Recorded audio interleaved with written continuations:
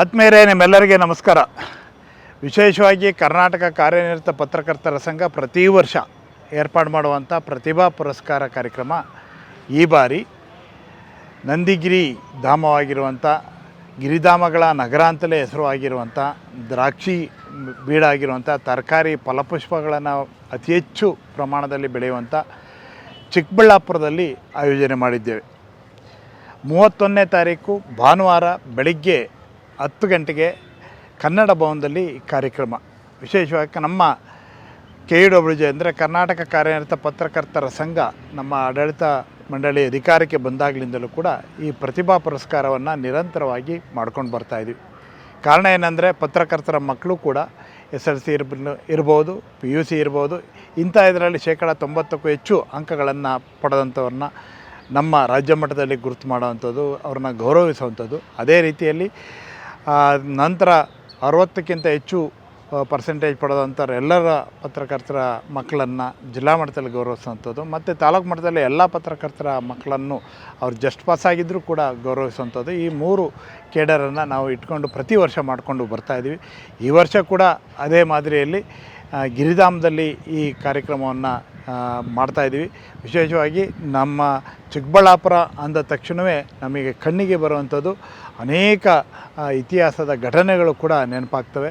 ಕಾರಣ ಏನಂದರೆ ಅಲ್ಲಿ ಸರ್ ಎಂ ವಿಶ್ವೇಶ್ವರಯ್ಯ, ಮೋಕ್ಷಗುಂಡಂ ವಿಶ್ವೇಶ್ವರಯ್ಯನವರ ಜನ್ಮಸ್ಥಳ ಇರುವಂಥ ಊರು ಕೂಡ ಅದೇ ಆಗಿದೆ.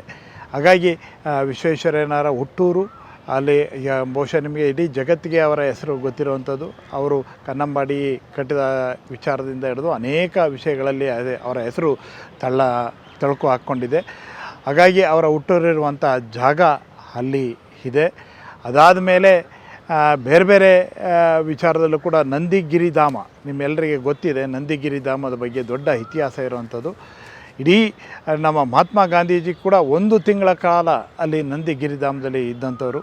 ಆ ಸಾರ್ಕ್ ಸಮ್ಮೇಳನ ನಡೆದಾಗ ಪ್ರಧಾನಿ ಜವಾಹರ್ಲಾಲ್ ನೆಹರು ನೇತೃತ್ವದಲ್ಲಿ ಸಾರ್ಕ್ ಸಮ್ಮೇಳನ ನಡೆದಾಗ ಅಲ್ಲಿ ಎಲ್ಲ ದೇಶಗಳ ಪ್ರಧಾನಿಗಳು ಅಲ್ಲಿ ಬಂದಿದ್ದಂಥ ಜಾಗ ಕೂಡ ಹೌದು. ಹಾಗೆ ಭೋಗನಂದೀಶ್ವರ ಕೂಡ ಅಲ್ಲೇ ಇದೆ, ದೇವಸ್ಥಾನ ಇದೆ. ಇಶಾ ಫೌಂಡೇಶನ್ ಅವರು ಕೂಡ ಅದ್ಭುತವಾದ ಒಂದು ಇದನ್ನು ಮಾಡಿದ್ದಾರೆ ಅಲ್ಲಿ. ಹೀಗೆ ಎಲ್ಲ ರೀತಿಯಲ್ಲೂ ಕೂಡ ಚಿಕ್ಕಬಳ್ಳಾಪುರ ಅಂದ ತಕ್ಷಣ ನಮಗೆ ಒಮ್ಮೆ ಅಲ್ಲಿ ನೋಡಲೇಬೇಕು ಅಂತೇಳಿ ಅನಿಸುತ್ತೆ. ಕಾರಣ ಇಷ್ಟು ಐತಿಹ್ಯಗಳು ಇರುವಂಥ ಜಾಗ. ಹಾಗಾಗಿ ಈ ಬಾರಿ KUWJ ಕರ್ನಾಟಕ ಕಾರ್ಯನಿರತ ಪತ್ರಕರ್ತರ ಸಂಘದಿಂದ ಏರ್ಪಾಡು ಮಾಡಿರುವಂಥ ಪ್ರತಿಭಾ ಪುರಸ್ಕಾರ ಕಾರ್ಯಕ್ರಮವನ್ನು ಚಿಕ್ಕಬಳ್ಳಾಪುರದಲ್ಲಿ ಏರ್ಪಾಡು ಮಾಡಿದ್ದೇವೆ. ಇದೇ ಭಾನುವಾರ 31ನೇ ತಾರೀಕು ಬೆಳಗ್ಗೆ 10 ಗಂಟೆ ಅಷ್ಟೊತ್ತಿಗೆ ನೀವೆಲ್ಲರೂ ಕೂಡ ಅಲ್ಲಿ ಬನ್ನಿ, ಮಕ್ಕಳ ಜೊತೆ ಬನ್ನಿ, ಜೊತೆಗೆ ಪೋಷಕರು ಕೂಡ ಬನ್ನಿ ಅಂತೇಳಿ ನಾನು KUWJ ಪರವಾಗಿ ನಿಮ್ಮೆಲ್ಲರನ್ನ ವಿನಂತಿ ಮಾಡ್ತಾಯಿದ್ದೇನೆ. ಈ ಜೊತೆಗೆ ಅಲ್ಲಿ ನೀವು ಚಿಕ್ಕಬಳ್ಳಾಪುರ ನಮ್ಮ ಕಾರ್ಯಕ್ರಮ ಮುಗಿದ ಮೇಲೆ ಅರ್ಧ ದಿನ ಪ್ರವಾಸ ಕೂಡ ಅಲ್ಲಿ ಚಿಕ್ಕಬಳ್ಳಾಪುರ ಜಿಲ್ಲಾ ಕಾರ್ಯನಿರತ ಪತ್ರಕರ್ತರ ಸಂಘ ಈ ಆತಿಥ್ಯವನ್ನು ವಹಿಸ್ಕೊಂಡಿದೆ. ಅವರು ಏರ್ಪಾಡನ್ನು ಮಾಡಿದ್ದಾರೆ. ಹಾಗಾಗಿ ಈ ನಾಡಿನ ಉದ್ದಗಲಕ್ಕೆ ಎಲ್ಲ ಜಿಲ್ಲೆಗಳ ಎಲ್ಲ ತಾಲೂಕುಗಳ ಎಲ್ಲೆಲ್ಲಿ ನಮ್ಮ ಪತ್ರಕರ್ತರ ಮಕ್ಕಳು ಆ ಸಾಧನೆಯನ್ನು ಮಾಡಿದ್ದಾರೆ, ಪ್ರತಿಭಾನ್ವಿತರು, ಅವರೆಲ್ಲರನ್ನ ಗೌರವಿಸುವಂಥ ಹೊತ್ತು. ಹಾಗಾಗಿ ತಪ್ಪದೆ ತಾವೆಲ್ಲರೂ ಬರಬೇಕು ಅಂತೇಳಿ ವಿನಂತಿ ಮಾಡ್ತೇನೆ.